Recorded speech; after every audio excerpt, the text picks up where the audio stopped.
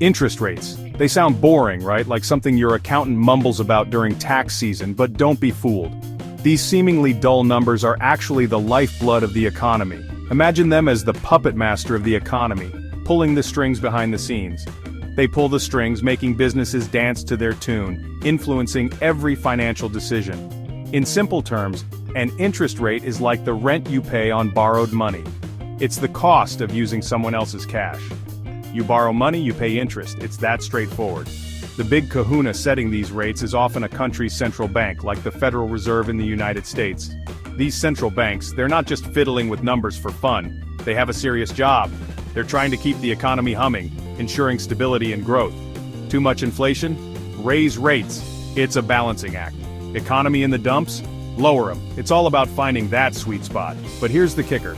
These interest rate changes have a ripple effect on everything, especially businesses, and how they invest their money. It affects their strategies, their growth, and ultimately their success. Let's dive into that, shall we? Understanding this can give you a clearer picture of the economic landscape. Remember that rent on borrowed money thing we talked about? Well, when interest rates go up, that rent gets pricier and more burdensome. This matters big time for businesses because they often borrow money to invest in growth. We're talking building new factories, upgrading equipment, the whole shebang, you name it. But if borrowing costs more, suddenly those shiny new projects don't look so hot anymore, do they? Think of it like this. You're about to buy a fancy new espresso machine for your cafe business, then, bam! The price of coffee beans skyrockets unexpectedly. Suddenly that espresso machine seems less appealing and less affordable.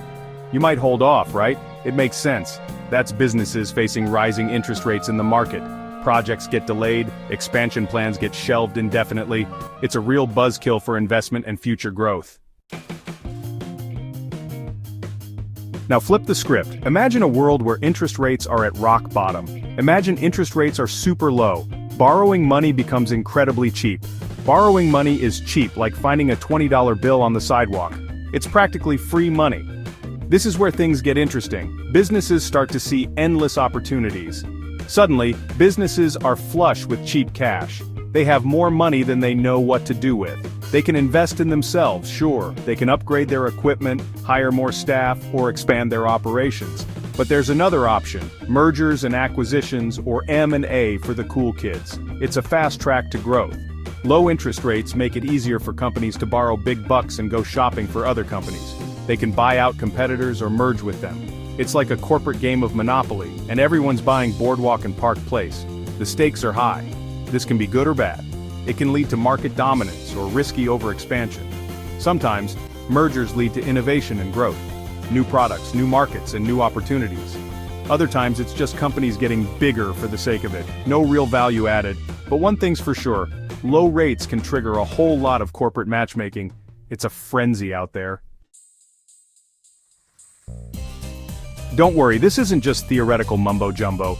We've got real-world examples that will make it all clear. Remember back in the early 2000s when interest rates were crazy low? It was a time when borrowing money was incredibly cheap. That helped fuel the housing bubble, leading to a surge in home buying and new housing developments. People were snapping up mortgages like they were going out of style because, well, borrowing was cheap. Everyone wanted a piece of the action. We all know how that ended, not great. The bubble burst, leading to widespread foreclosures and financial turmoil. On the flip side, when the Federal Reserve hiked rates in the 1980s to fight inflation, it helped curb runaway prices and stabilize the economy. But it also contributed to a recession, causing businesses to close and people to lose jobs. See, there are always winners and losers in these scenarios. Some thrive, while others struggle. The point is, interest rates have consequences. They ripple through the economy, affecting everyone. They influence business decisions, from everyday investments to mega mergers, shaping the financial landscape. And understanding them, well, that's just good business. It helps you navigate the complexities of the financial world.